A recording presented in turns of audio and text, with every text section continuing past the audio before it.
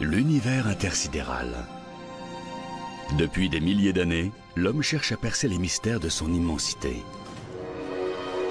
Télescopes, navettes spatiales, sondes, l'homme a tout tenté. Pourtant, l'univers nous échappe toujours. Embarquez avec nous pour un voyage à travers l'inconnu, dans les profondeurs de l'infini, toujours plus haut, toujours plus loin, en quête de réponses. Partons à la découverte du cosmos.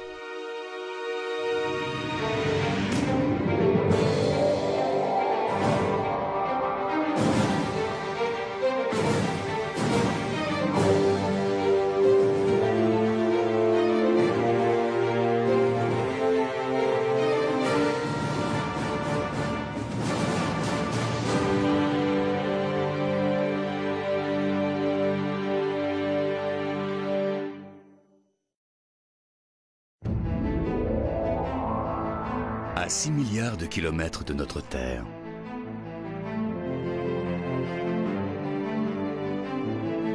À 4 milliards 500 millions de kilomètres. Alors que nous traversons l'orbite de Pluton en route vers la Terre, une question demeure. Si les distances à l'intérieur même de notre système solaire sont aussi gigantesques, qu'en est-il de l'univers tout entier? Y a-t-il autre chose au-delà de ces limites? Voici Jupiter situé à plus de 800 millions de kilomètres de la Terre.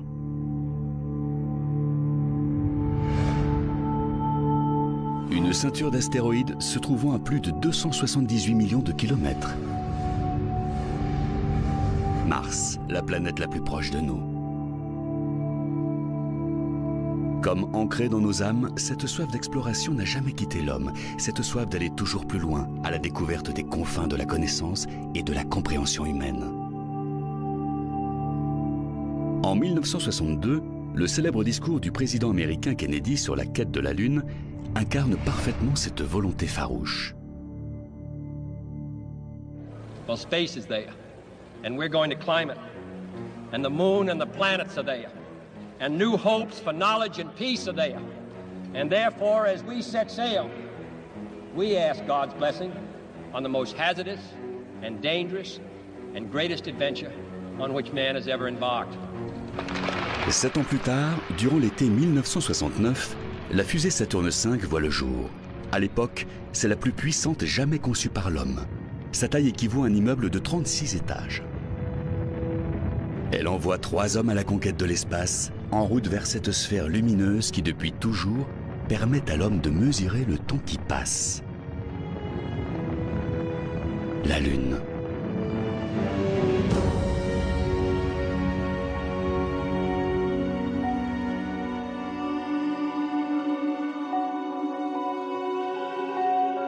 Il leur faudra 3 jours pour atteindre notre voisin le plus proche.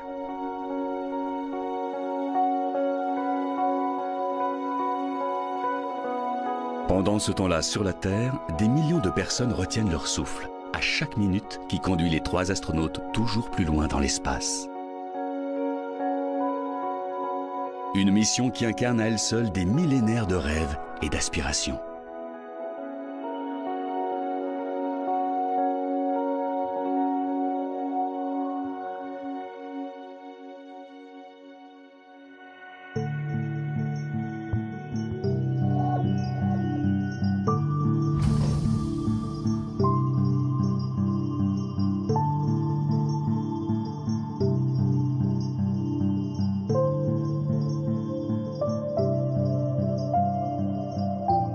Puis vint ce moment de crainte et de joie mêlée, ce pas de géant pour l'humanité qui changea à jamais notre perception du possible, une source intarissable d'inspiration.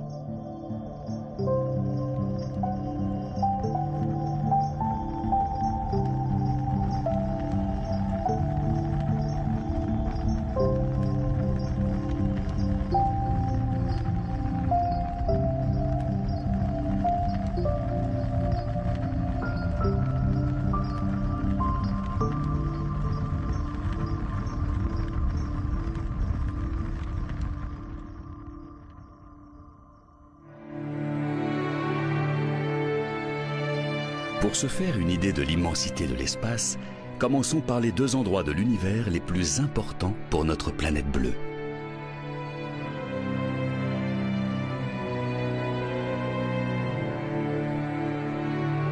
La Lune est le seul satellite naturel de la Terre et il est de taille. Environ un quart du diamètre de la Terre, ce qui fait d'elle la 5e plus grande lune du système solaire. Elle est si grande et si proche de nous que son influence gravitationnelle est énorme. Elle agit sur les marées et stabilise la Terre. La Lune se trouve à environ 385 000 km de la Terre, mais à l'échelle de l'espace, elles sont comme l'une au-dessus de l'autre. Et si la Lune était une balle de tennis située juste avant la ligne des 3 points d'un terrain de basket,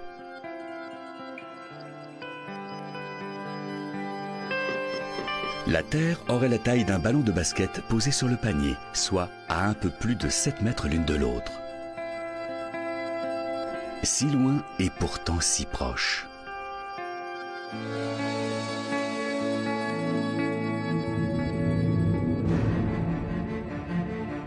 Sans la force gravitationnelle de la Lune, la Terre s'inclinerait naturellement et sortirait totalement de son axe au lieu d'osciller très modérément. En cas de trop forte inclinaison, la lumière du Soleil ne réchaufferait plus la Terre de la même manière, et cela entraînerait une autre répartition des couches de glace entre les deux pôles et sur le reste de la planète. Notre climat à l'équilibre si fragile en serait totalement bouleversé.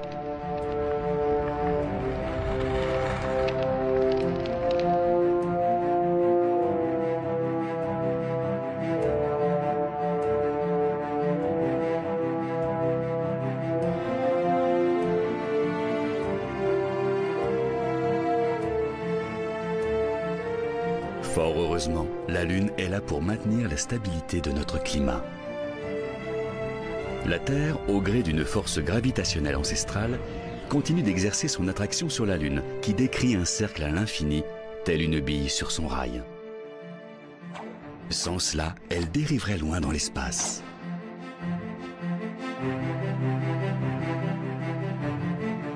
Malgré les apparences, la Lune voyage autour de la Terre à plus de 3105 km/h, soit plus vite qu'une balle de pistolet propulsée à grande vitesse.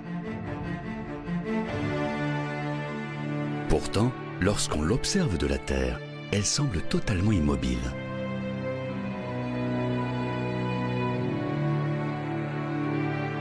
D'ici, la Lune semble baignée dans une mer de tranquillité. Ce sont même tous les objets en orbite autour de notre planète qui donnent cette impression. Mais les apparences sont parfois trompeuses.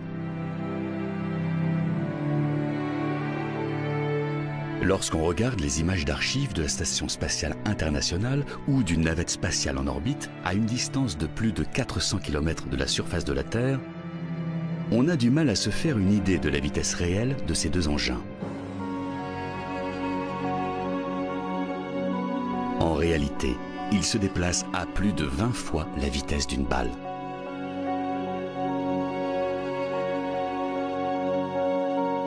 Les spationautes à bord de la Station spatiale internationale peuvent admirer un lever de soleil toutes les 90 minutes.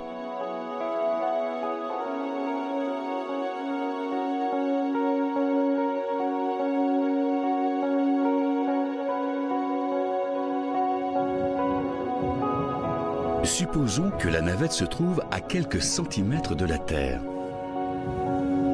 Que donnerait de ce nouveau point de vue une vitesse de plus de 27 000 km/h à l'œil nu?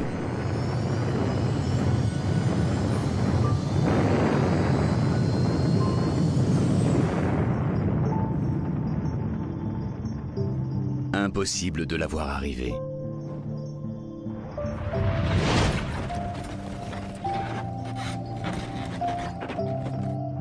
Seul le vrombissement de son passage à plus de 8 km/s se ferait entendre. Car avant même d'avoir pu esquisser le moindre mouvement de tête, la navette aurait déjà disparu à l'horizon sans laisser de traces.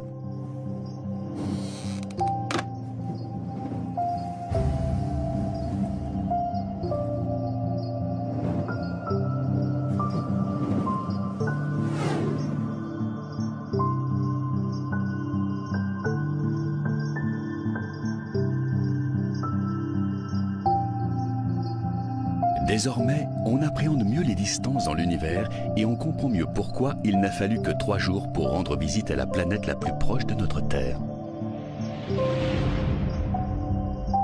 Mais il est temps de poursuivre notre route plus avant dans l'espace à la découverte de ce géant de lumière situé à quelques 150 millions de kilomètres de la Terre. Le Soleil.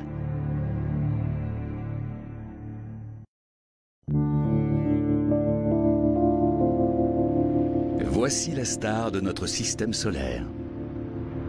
Sans lui, la Terre et la Lune ne seraient qu'amas sombres et glaciales de rochers, dérivant inlassablement dans l'espace.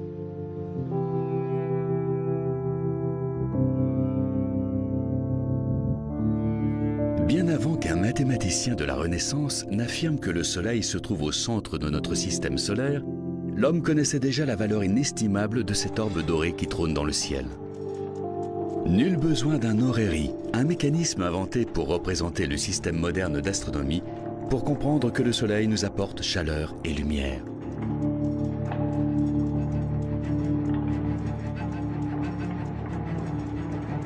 Notre galaxie est constellée d'étoiles, et le Soleil en est la plus importante, tout du moins pour nous.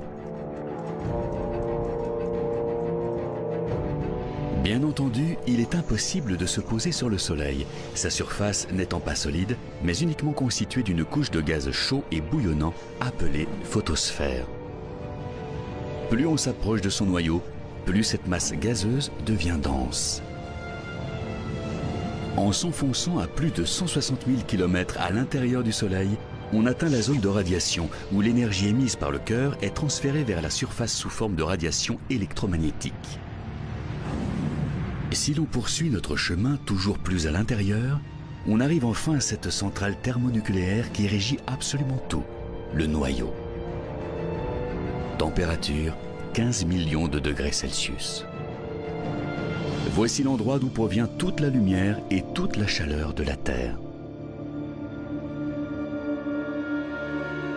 Le Soleil est vieux d'environ 4,5 milliards d'années.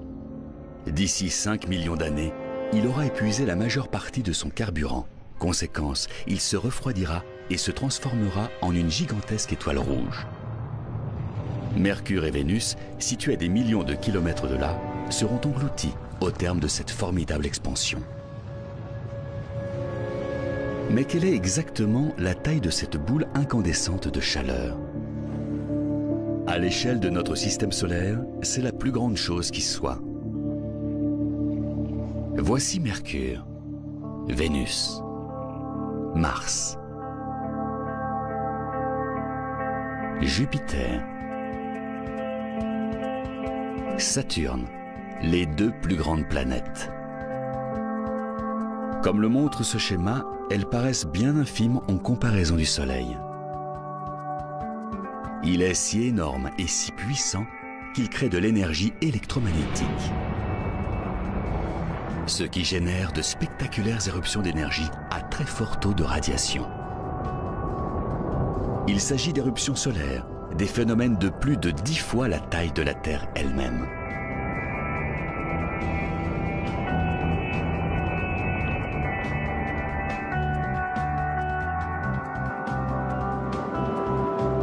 Si vous décidez de faire le tour de la Terre en avion, vous êtes sûr de vous embarquer pour un long voyage.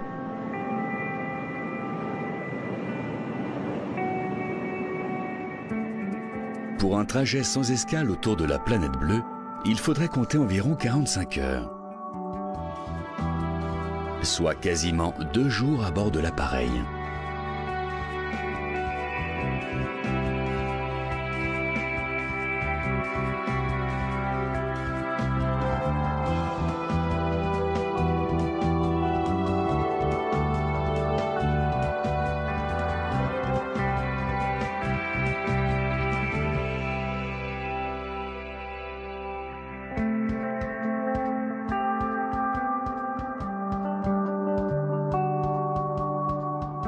Mais avec une circonférence 109 fois supérieure à celle de la Terre, un voyage autour du Soleil durerait 200 jours.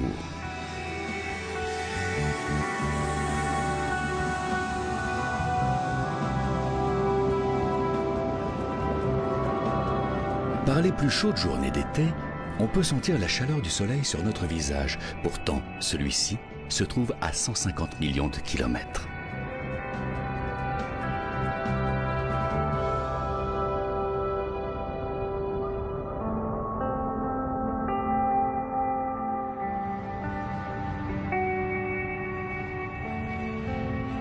Fort heureusement, nous sommes à la distance parfaite des flammes de cette fournaise stellaire. Ni trop près, ni trop loin.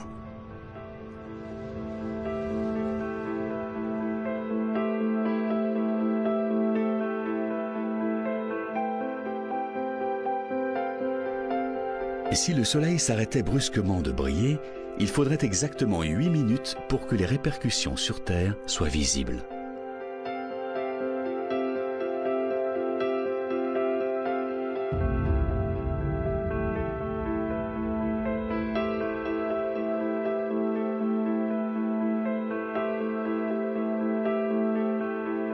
La masse colossale du Soleil exerce une telle force d'attraction gravitationnelle que les planètes sont obligées de tourner en orbite autour de lui.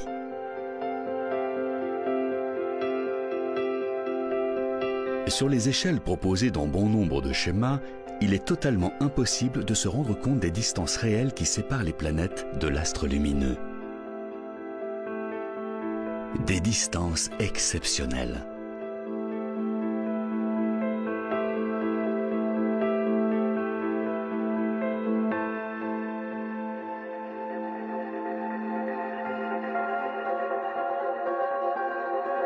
Imaginez que nous décidions d'entreprendre un petit tour des différentes planètes du système solaire à bord d'une fusée Apollo. En partant du Soleil, il faudrait à peu près 60 jours pour atteindre la planète la plus proche. Maintenant, installez-vous confortablement dans vos sièges, car ce n'est que le début du voyage. Prochaine étape, Vénus, 12 jours de plus. Et ce n'est qu'au bout de 5 mois de ce voyage interstellaire que nous atteindrions la Terre. Puis encore 3 mois supplémentaires pour découvrir la planète rouge, Mars. Mais il faudrait attendre 2 ans pour que Jupiter soit enfin visible.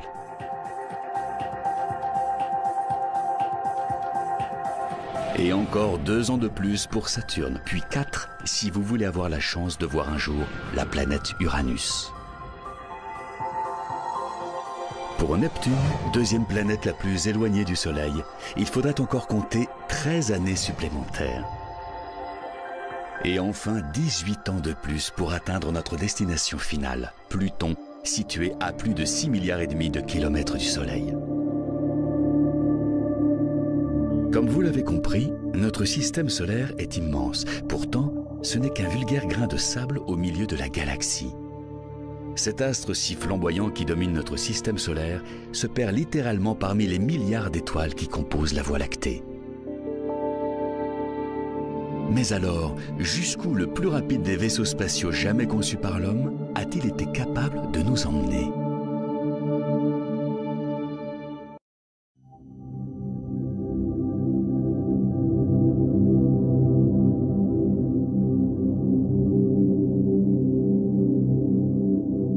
Après ce long périple qui nous a conduits du Soleil aux planètes les plus éloignées, on se fait une meilleure idée de la distance entre chaque corps céleste. Et cela n'a quasiment pas bougé depuis 3 milliards d'années et les origines de notre système solaire. Mais aux confins de celui-ci, dans une zone appelée la ceinture de Kuiper, les choses ne sont pas aussi immuables. Ici se cachent plusieurs planètes naines, dont Pluton, ainsi que des millions de corps célestes glacés qui dérivent à travers l'espace. En majorité, des restes de planètes glacées qui datent de la formation de notre système solaire. Il y a plus de 4,5 milliards d'années.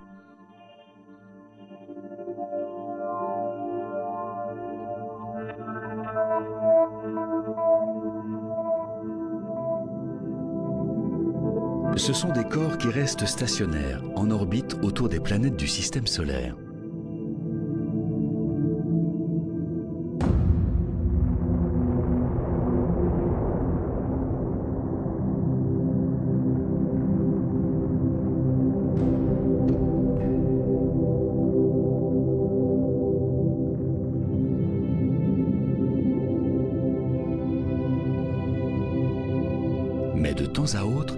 turbulences gravitationnelles engendrées par Neptune ou Uranus font dévier ces sortes de blocs de glace de leur orbite d'origine et les envoient dans le système solaire interne sous forme de comètes à courte période.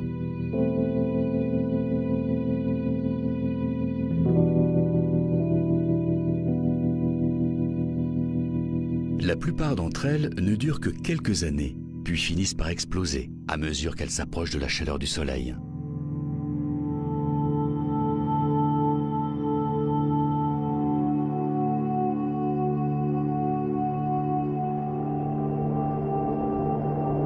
Cette même chaleur qui provoque l'évaporation des couches externes de ces corps glacés, laissant échapper du gaz et de la poussière. Les vents solaires transforment toutes ces particules en une longue queue qui pointe à l'opposé du Soleil.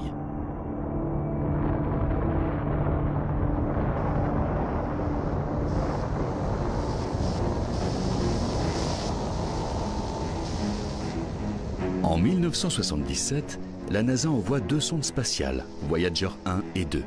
Elles filent à travers l'espace à une vitesse de 56 000 km/h. Soit 2 fois la vitesse d'une navette spatiale en orbite.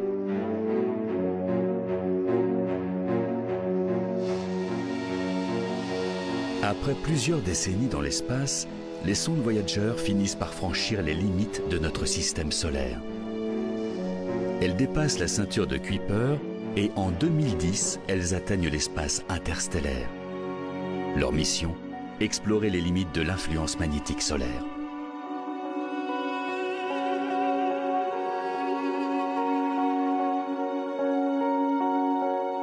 Au-delà de la ceinture de Kuiper, à la frontière du royaume du Soleil, s'étend un vaste ensemble sphérique appelé le nuage d'Oort.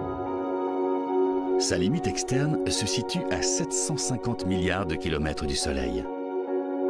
Voici la structure glacée qui enveloppe notre système solaire, l'endroit même où les comètes aux orbites plus longues tirent leurs origines.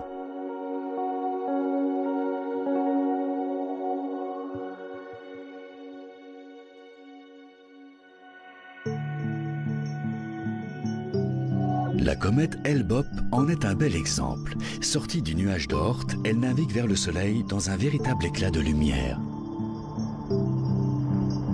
En 1997, lors de son passage près de la Terre, Hale-Bopp devient visible à l'œil nu.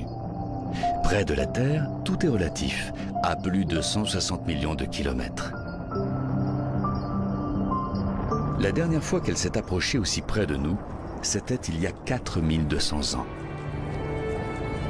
La Grèce antique et l'Empire romain n'avaient pas encore vu le jour.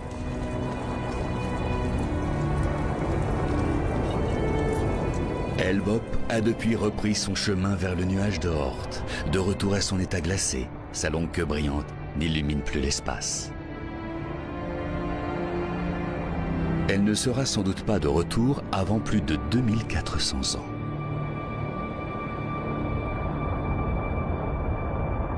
Combien de ces restes glacés de planètes, plus communément appelées comètes à longue période, flottent dans le nuage d'Oort? Pas moins d'1 milliard. Voyons les choses de la manière suivante. Il y a 3 250 000 cristaux dans un sac de sucre en poudre de 2,5 kg. Il faudrait 325 000 de ces mêmes sacs pour faire 1 billiard de cristaux de sucre. Soit environ le nombre de comètes présentes dans le nuage d'Oort.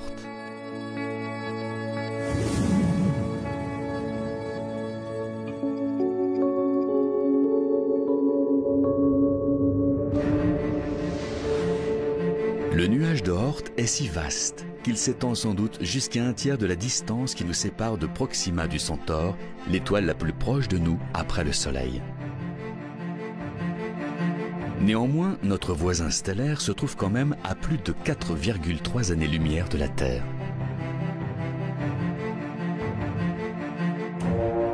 Pour atteindre ne serait-ce que le début du nuage d'Oort, il faudrait que les sondes Voyager poursuivent leur chemin pendant 1500 ans. Et 80 000 de plus pour Proxima du Centaure. Soit 2 fois le temps qui sépare l'homme préhistorique du XXIe siècle.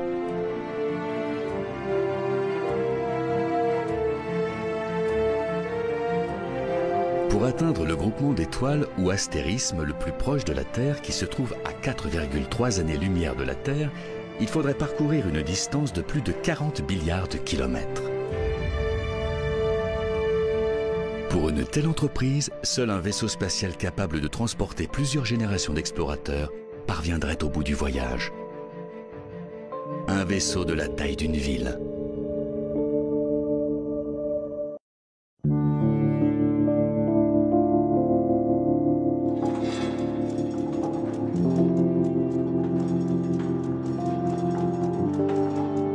Comme l'histoire l'a montré, la théorie d'un système héliocentrique où les planètes tournent autour du Soleil n'était pas particulièrement bien vue pendant la Renaissance. En 1592, il y a un peu plus de 500 ans, Giordano Bruno, un philosophe italien, se risque à déclarer que le Soleil n'est pas la seule étoile de notre galaxie. Un terrible blasphème aux yeux du Vatican. Après des années de procès, l'Inquisition le reconnaît coupable d'hérésie et d'athéisme. Son unique péché, avoir osé penser que l'univers était infini. Que les étoiles n'étaient pas toutes à distance égale de la Terre et que la théorie de l'héliocentrisme s'appliquait à chacune d'entre elles. Bruno paiera ses idées de sa vie. En l'année 1600, il est brûlé vif.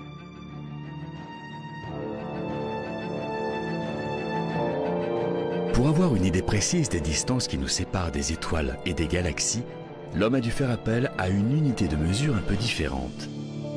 Une unité de mesure basée sur la vitesse de la lumière. La lumière voyage à une vitesse approximative de 300 millions de mètres par seconde.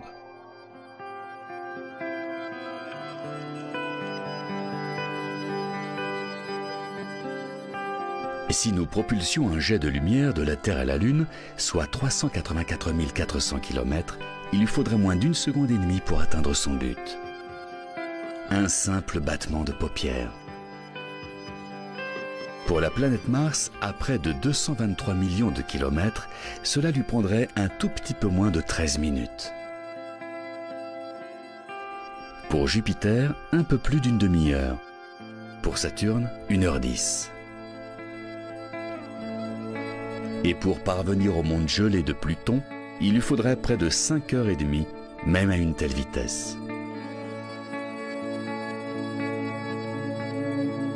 Mais une fois les limites de notre système solaire franchies, les distances augmentent à l'infini. Il faut donc passer à une nouvelle unité de mesure, les années-lumière. Comme son nom l'indique, elle se base sur la distance parcourue par la lumière en un an. Proxima du Centaure, par exemple, l'étoile la plus proche de nous après le Soleil, se trouve à 4,2 années-lumière de nous,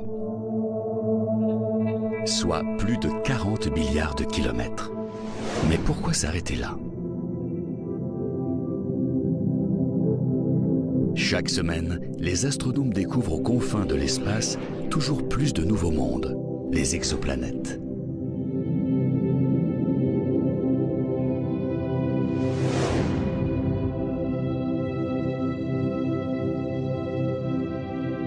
À 20 années-lumière de la Terre, dans la constellation de la Balance, se trouve une petite étoile ou naine rouge du nom de Gliese 581.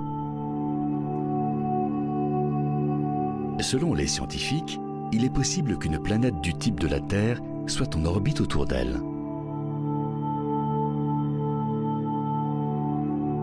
Et si son atmosphère le permet, l'homme pourrait parfaitement y vivre.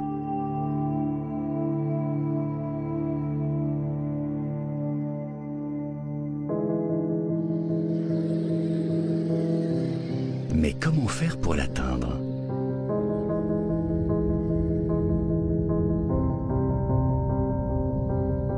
Il faudrait fabriquer un vaisseau capable de naviguer dans l'espace à 10% de la vitesse de la lumière. Mais même à cette vitesse, le voyage à la conquête des exoplanètes les plus proches prendrait des années. Un vaisseau long de plusieurs kilomètres, de la taille d'une petite ville. Un vaisseau totalement autonome. est capable de parcourir des distances sur plusieurs générations d'êtres humains. Un vaisseau qui pourrait héberger des milliers de membres d'équipage, leurs enfants, petits-enfants et arrière-petits-enfants, pour un voyage de plus de 200 ans.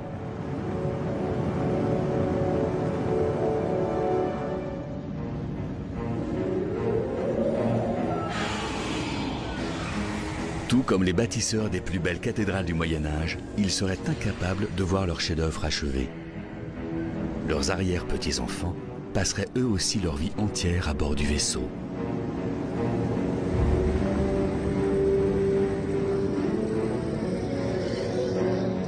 Mais eux non plus ne verraient jamais Gliese 581. Pire encore, ils n'auraient fait que la moitié du chemin. Un voyage pourtant bien dérisoire si l'on en croit l'immensité de l'espace.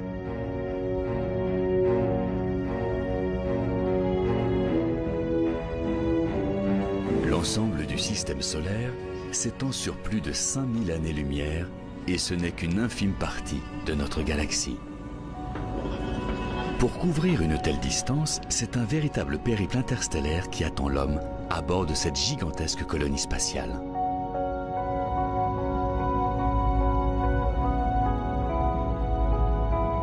Un voyage sans retour pour nos nobles explorateurs, mais un voyage pour l'avenir de l'humanité, porteur des générations de demain. En route vers une terre promise où l'humanité pourrait à nouveau trouver abondance et prospérité.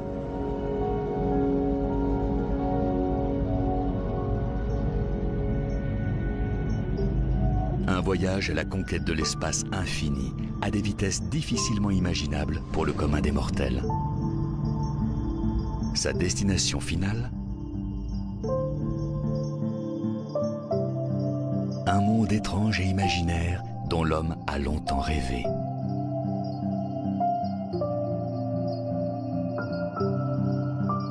Un voyage qui semblerait une éternité et qui pourtant ne représenterait qu'une fraction de la Voie lactée.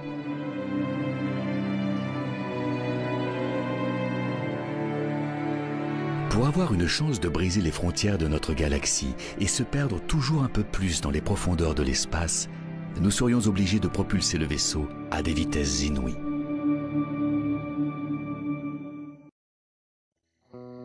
Petit à petit, nous prenons davantage conscience de l'immensité de notre galaxie, la Voie lactée. Lors des nuits les plus claires, il est parfois possible de l'apercevoir. Cet îlot de forme ovale tire son nom de cette bande à peine visible de lumière blanche qui s'étend à travers le ciel. Les points lumineux qui ressemblent à des étoiles sont en fait des groupements d'étoiles. De millions d'étoiles. C'est ici que se trouve le centre de la galaxie, sa partie la plus brillante. Comme nous sommes à l'intérieur, il est impossible d'en voir sa totalité. La Voie lactée est tout autour de nous. Dès lors, qui peut blâmer nos ancêtres d'avoir cru que la Terre était au centre de la galaxie? Le Soleil se lève chaque matin et se couche chaque soir, nous offrant par là même un spectacle nocturne du paradis céleste. Et pourtant, lorsqu'il ne brille pas de mille feux dans le décor bleu-azur d'un ciel sans nuages, le Soleil reprend sa place dans l'obscurité du ciel, parmi les centaines de milliards d'étoiles qui peuplent la Voie lactée.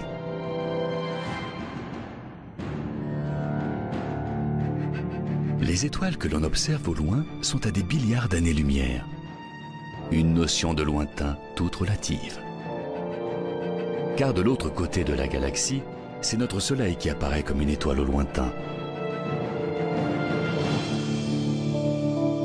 Pour avoir ne serait-ce qu'une chance de percevoir la Voie lactée de la sorte, il faudrait être à des millions d'années-lumière. Le nombre d'étoiles, de groupements d'étoiles, les constellations, l'univers lui-même dépassent tout simplement l'entendement. Comment faire pour replacer la Terre, le Soleil ou même le système solaire dans ce gigantesque tableau? C'est tout bonnement impossible. La Voie lactée est épaisse d'1 millier d'années-lumière, son diamètre de plus de 100 000. Alors, comment se faire une idée plus terrestre d'un tel espace? Il suffit de faire la conversion. 1000 années-lumière correspondent en gros à 964 trillions de kilomètres. Est-ce plus clair pour autant? Envisageons cela d'une autre manière. Imaginons que vous ayez devant vous un crayon et une longue bande de papier, et que vous ayez le temps d'y inscrire 964 trillions de caractères. Par exemple, les 11 symboles des planètes de notre système solaire s'enchiront.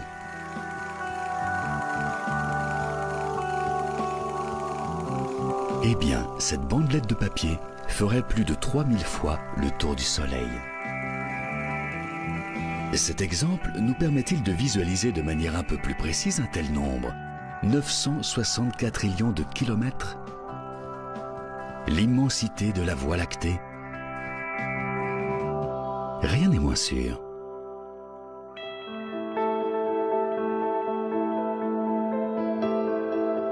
Au cœur de notre galaxie se trouve Sagittarius A, une source intense d'ondes radio située dans la constellation du Sagittaire.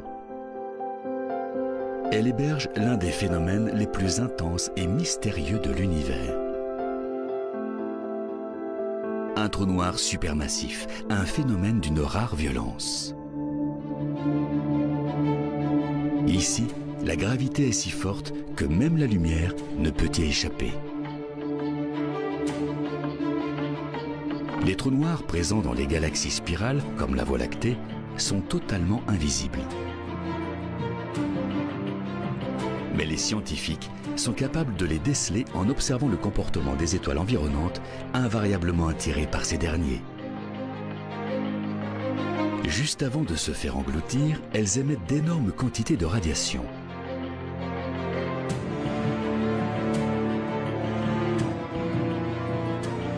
Plus de 4 millions de fois supérieure à la densité du Soleil. Le trou noir de Sagittarius A fait disparaître sans laisser de traces des amas d'étoiles entiers. Ici, le temps et l'espace tels que nous les connaissons cessent d'exister.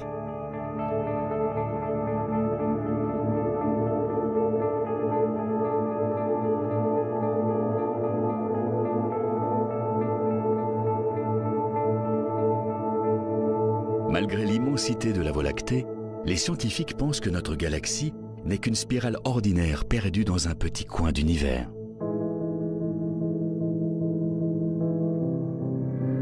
Supposons que notre vaisseau spatial intergénérationnel puisse embrasser un jour la vitesse de la lumière. Il faudrait tout de même 2 500 000 années terrestres pour atteindre Andromède, la galaxie la plus proche de nous. Même à la vitesse de la lumière, sa progression serait totalement imperceptible à l'échelle de l'espace. Seuls nos descendants pourraient atteindre cette étrange et nouvelle galaxie par le biais d'un trou de verre. Et avec un peu de chance, ils y trouveraient une planète habitable et abandonneraient leur vaisseau. Ils se mettraient à la recherche de nourriture, se fabriqueraient des abris et commenceraient à fonder des sociétés telles que nous les connaissons sur Terre. La réussite finale d'une mission planifiée sur des générations entières.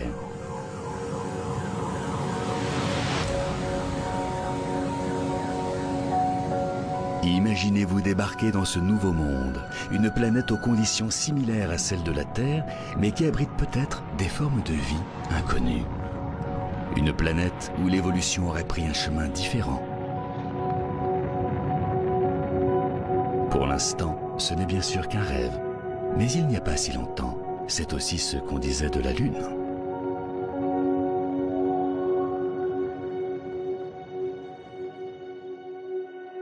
Quel sort peut bien réserver l'avenir à notre espèce sur Terre? Ce voyage interstellaire à la découverte d'une nouvelle planète sera-t-il un jour nécessaire? Un voyage au-delà de nos certitudes. L'espace est immense, certes, mais que se cache-t-il au-delà de ce que nous voyons déjà, et jusqu'où? Intéressons-nous maintenant aux véritables confins de l'espace, là où aucun vaisseau ne pourra jamais aller. Mais aussi à l'époque où tout a commencé, à la formation de l'univers.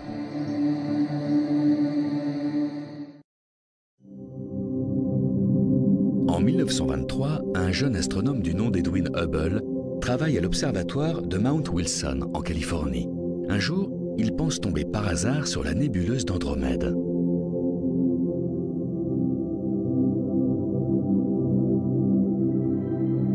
Il prend alors une série de clichés en noir et blanc qui vont très vite entrer dans l'histoire.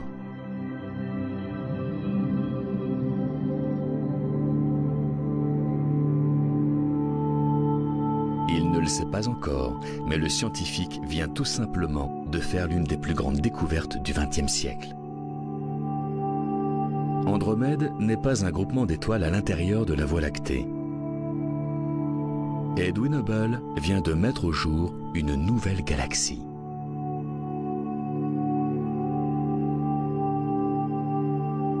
Reste désormais à savoir combien d'autres se cachent au-delà de la Voie lactée.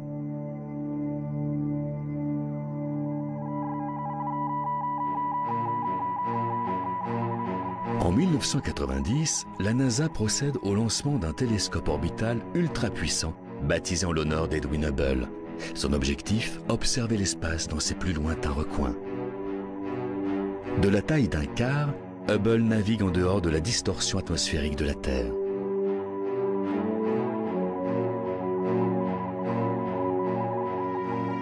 En un peu plus de 20 ans d'existence, il a déjà relevé et transmis les images plus étonnantes et instructives qu'il nous ait été donné de voir. La nébuleuse de la Lyre dans la constellation du même nom.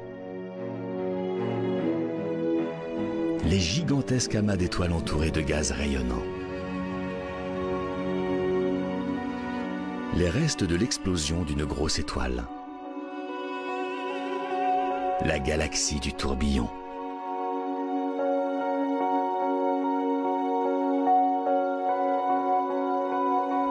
Les piliers de la création, véritable colonne de poussière interstellaire.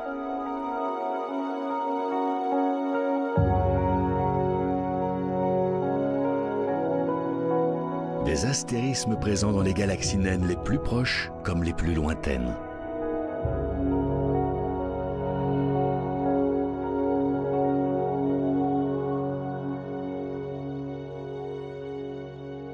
La nébuleuse de la Carène. Grande de 3 années-lumière.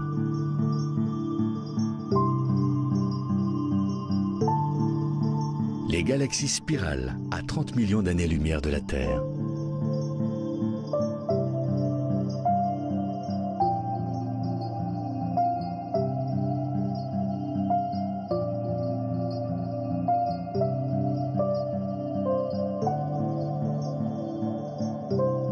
Des images plus extraordinaires les unes que les autres.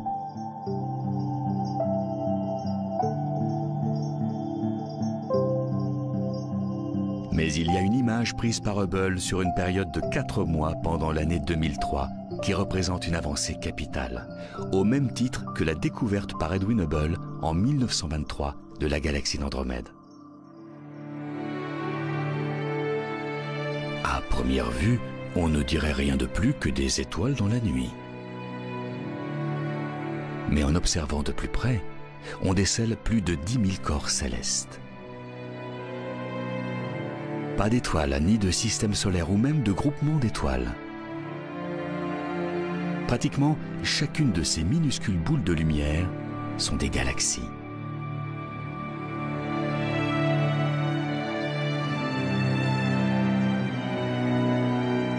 Les astronomes ont baptisé cette image Ultra Deep Field, le champ ultra profond. Le plus exceptionnel dans la découverte de ces 10 000 galaxies, c'est que l'image prise par le télescope Hubble ne compte que pour 1/124 millionième de l'ensemble du ciel.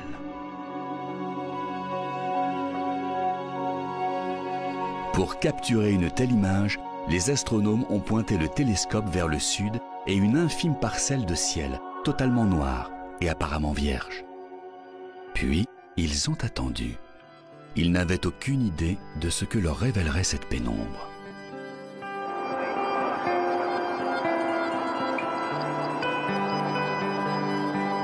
Pour se faire une meilleure idée du point de vue d'Hubble, imaginez que vous êtes un spationaute flottant dans l'espace et que vous teniez un crayon à bout de bras.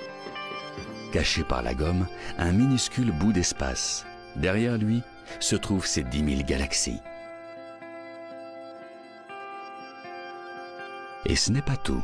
Toujours sur ce cliché, les astronomes vont déceler 5000 galaxies supplémentaires dans le flou de l'image. Parmi elles, certaines des plus anciennes. L'univers à l'état de nouveau-né. La lumière de ces galaxies nous propulse à plus de 13 milliards d'années-lumière en arrière, soit quasiment à l'époque du Big Bang.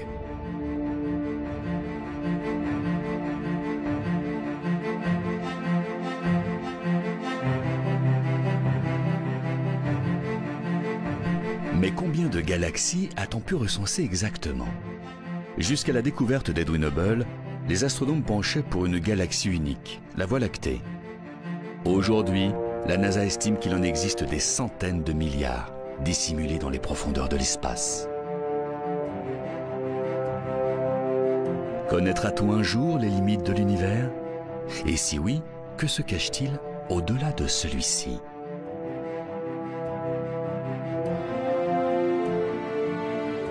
Tout le monde espère qu'un jour nous serons capables de découvrir les secrets d'un univers aussi complexe que démesuré.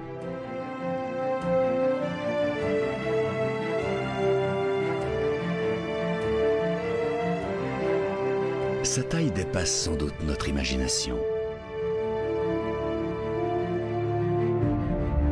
Nous étanchons peu à peu cette soif d'exploration. Nous approchons petit à petit de l'ultime connaissance, pour un jour peut-être percer définitivement les mystères de l'univers.